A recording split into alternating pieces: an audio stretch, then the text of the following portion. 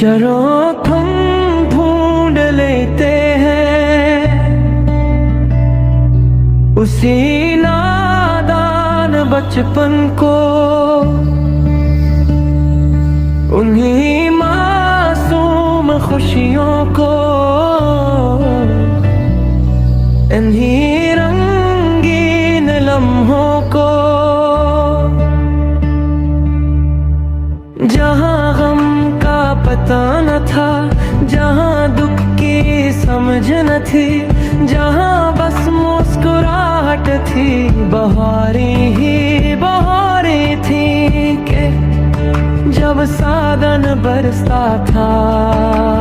तो उस कागज की कश्ती को बनाना,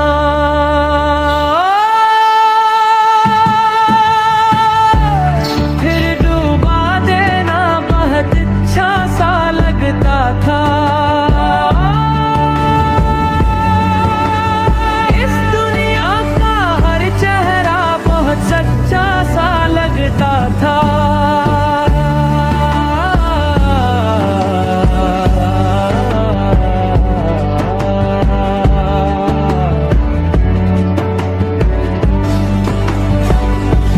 चलो